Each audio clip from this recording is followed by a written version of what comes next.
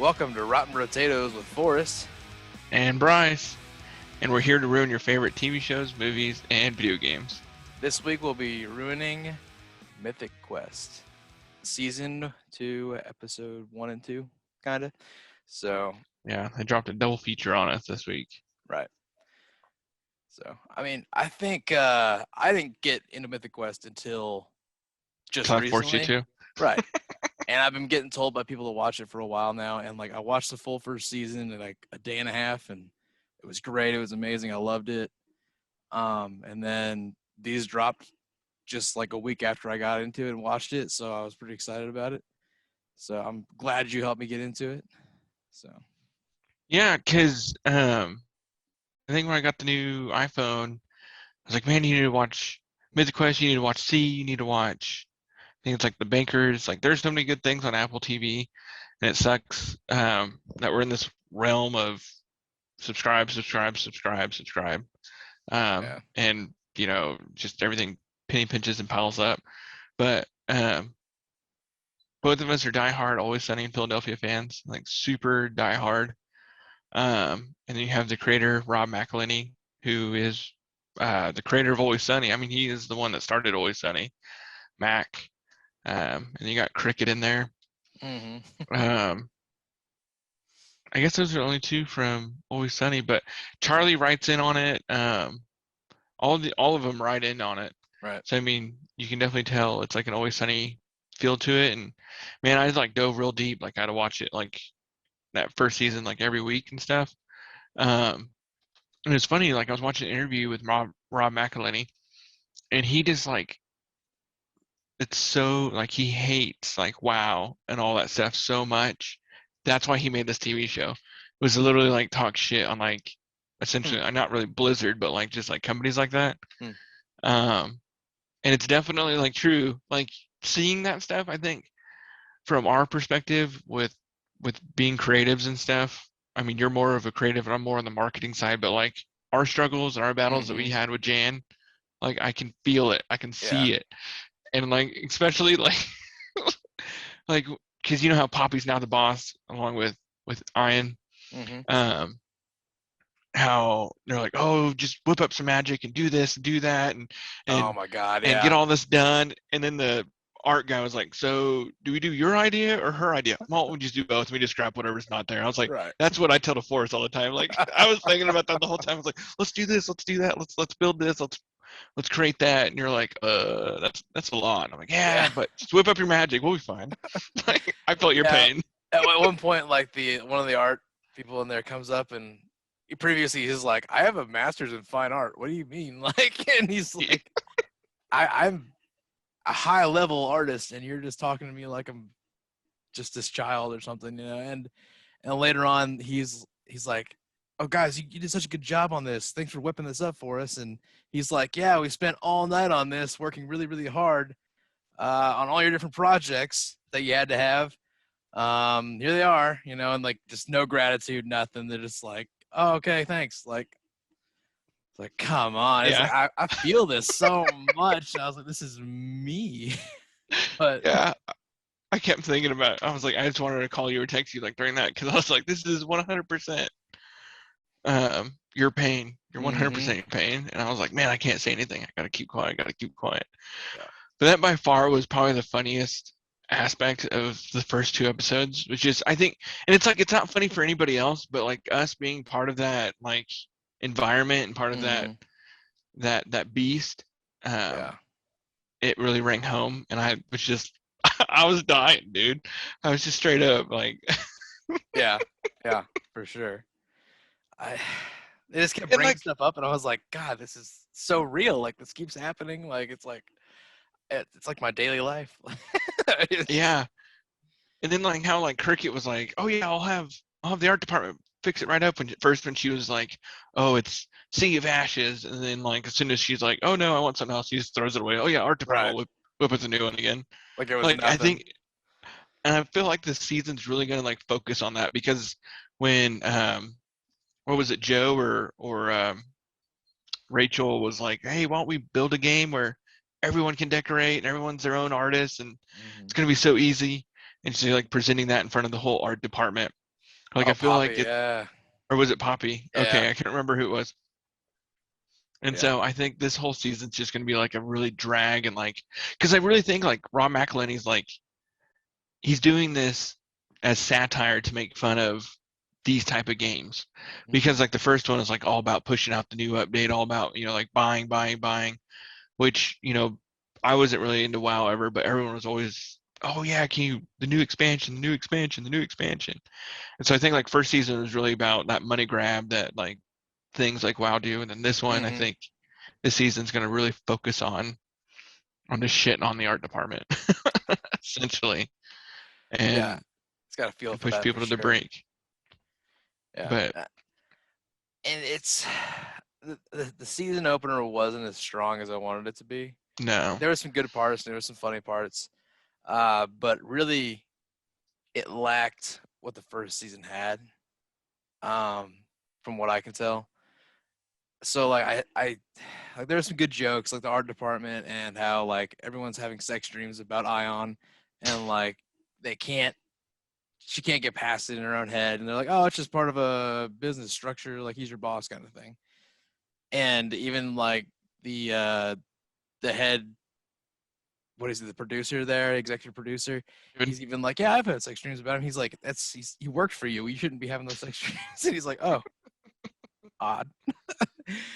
But it's just not a lot is standing out the way it did the first season.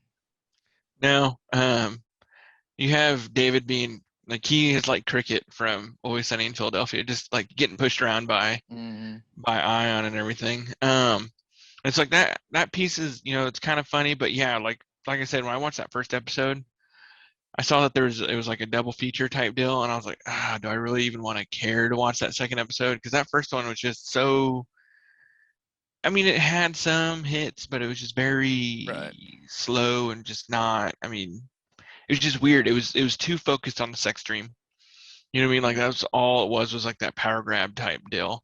And like what Yeah. happened to Ian's son? Like is he just no longer a streamer? Because then they had the other streamer, Yeah, I don't know. you know. Maybe.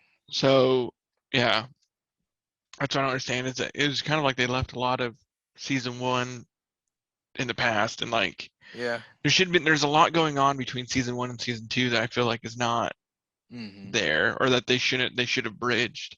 Because Right. like it was pushed out just because because of COVID, but even when they did like their stupid little like Zoom episodes, like it still wasn't like It was still good. I don't know, it was weird, I like that but one. yeah, Oh, that was interesting, and I think it's cool they actually went for it instead of just saying, "Oh, I guess we'll just close up shop." They yeah, actually were that's very like, true. let's just do something cool, with what we got, because like everyone was getting hit with it at the time, and they're able to keep going. Which I'd have to look this up, but I'm pretty sure Mac still paid everybody. Like he made it a point that the art That's good. department and all that stuff, that all the actual art department and all the actual Yeah. behind the scenes people actually got paid during that time that it was shut down. So that was kind of nice. And that's probably why he did those random little episodes, because he's still Hmm. paying for everything. So then he made sure that it was, Right. everyone still working. Right, and like towards the end of that season, like you really like felt like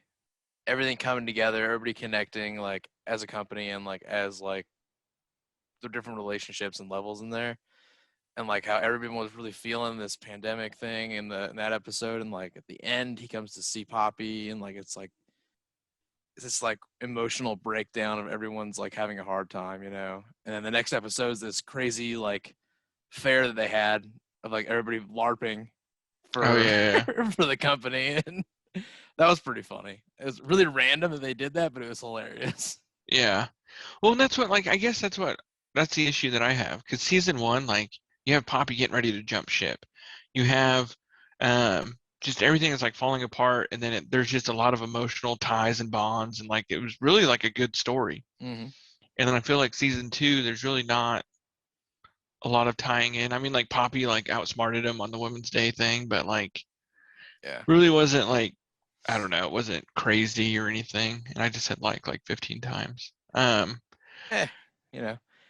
I think one thing that's lacking is like it's not as clear of a vision as what the storyline is yet, and it's kind of just jumping from episode to episode. And I Yes. want it to connect really well like it did the first season, because the first season there was multiple storylines, but they were all connecting and flowing at the same time and going together. This one, it's kind of like this is happening and now this is happening. And it's like I want it Yeah. to be connected the same way it was the first season. Yeah, because I mean, and like it had like a solid story. Like I think CW wrote first season, but then he like stepped out for season two. So I don't really understand that. And then what's the lady's name? I can't find it. What's the HR lady? Because she's my spirit animal. 100% my It spirit might animal. be Sue, maybe. I don't know. I know that's the email. She gets all the responses from the players and stuff, which is a Yes, yeah, pretty yeah, that's her. terrible job. Is it Carol? I think it's Carol. I think it's Might be Carol. Carol. Yeah, Sue is also great because she's just sitting there in the basement because no one wants to talk to her and just I don't know. Um, I think that's pretty funny, and I think that's such a true fact because there are other games where I've followed onto the like the community manager and all that stuff, and like I follow them because it's a brand new game or it's an alpha and stuff like that. So like I Yeah. follow the community manager to see what's going on and stuff.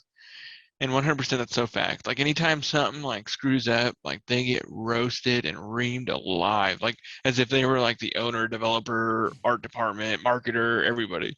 Like they're literally just supposed to like report back to like the group saying Right. They're like, just taking hits. "Hey," and they get like they are the owner, Right. The and they fact that get they made her like destroyed. so happy and go lucky, like that's a great character because she's like, oh, they're really bad right now. They're sending me really, really weird emails that you can't talk about. Yeah. And then It's Joe is amazing. Season one, I'm really sad that like season two, she's like not as active. Well, I mean, she wasn't active at all in the first episode, but then she was like more active in the second episode. But it's like mhm. literally like she'll live and die by this company. And the fact that like the weird part that she like broke up with David to go with Brad, like I didn't understand Yeah. that part. I don't But know. don't take notes. It leaves a paper trail. Dumps the laptop in the Yeah, trash can. shoves it in the trash. I'm such trash. I am awful. I am the worst producer ever. Yeah, and the weird like mobile game side thing was kind of odd. See, I think it's a hit at Blizzard. I really do because Blizzard 2 years ago, like they were supposed to announce Diablo 4, and they came out and they're like, "You got phones, right?" And everyone's like, "What?" Like, "Yeah, the new Diablo is going to be on a phone," and everyone just raged.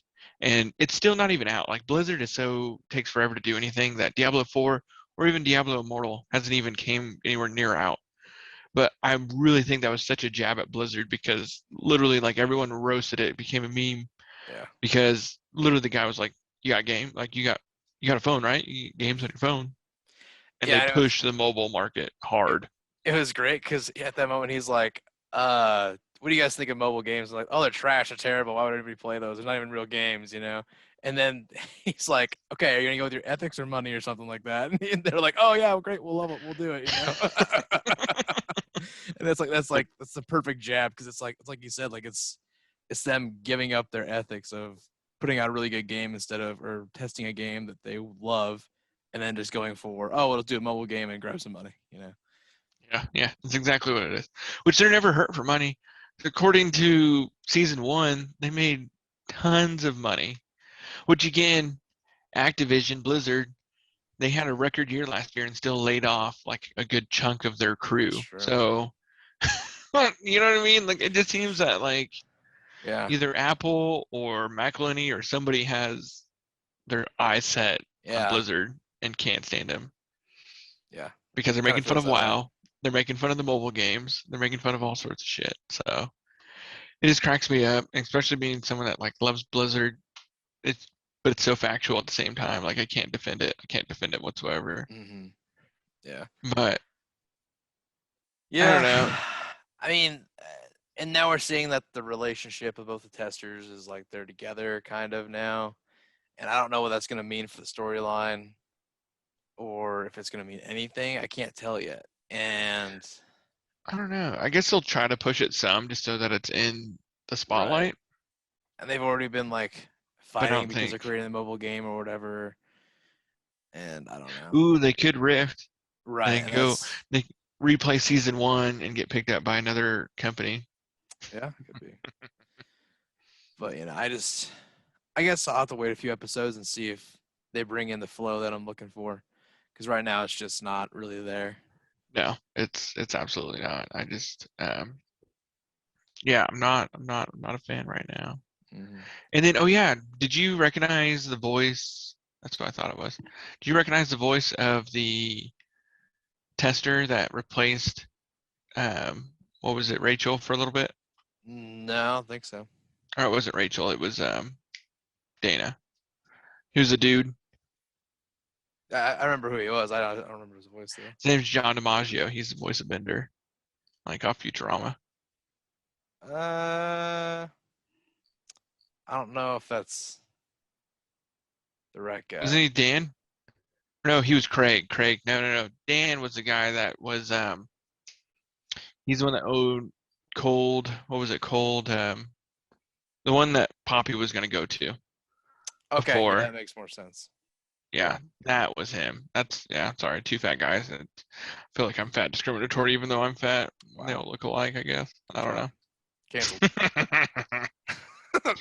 So, but yeah, I mean, all in all, like, I mean, we're the season opener. Hopefully, it's good enough that we want to do a season closer. Maybe I don't know, I mean, hopefully but I it mean, picks up, and then we'll love it. So yeah. But at this point, like, I'm just very, I don't know. Like, I don't know. it's still better than the Nevers, Yes, but 100%. it's not impressing me yet. I guess. Yeah, like I watched the last episode of Nevers just because I was like, man, I need to watch that. In Yeah. fact, I didn't watch it tonight. That's what it's going on right Yeah, now. I haven't watched it Um, yet either. and I just like I was just so, oh my God, like it's just it's unbearable. I don't know why there's so many good reviews about the Nevers, but Like it's just it seems like it's a lot of hype. It's got to be the books, I would think, right? Like the books are just yeah. pushing what this actually is, and I just don't know. Maybe it's one of those times where it's just not translating well, and it's not going to do well. You know? Yeah, I don't know. I mean like Shadow and Bone, I'm reading Shadow and Bone on Audible and it's Shadow and drastically Bone was different. great though. Like Oh, the they did a good job, whether it's like the book or not. Like it's just right, right. Absolutely. Yeah. But they're like two different. I mean, they're not really different, but they are. But yes, I think that was such a great show. mhm. And I hope season 2 comes out tomorrow. Oh yeah, But as soon as anyways, back possible. to Mythic Quest.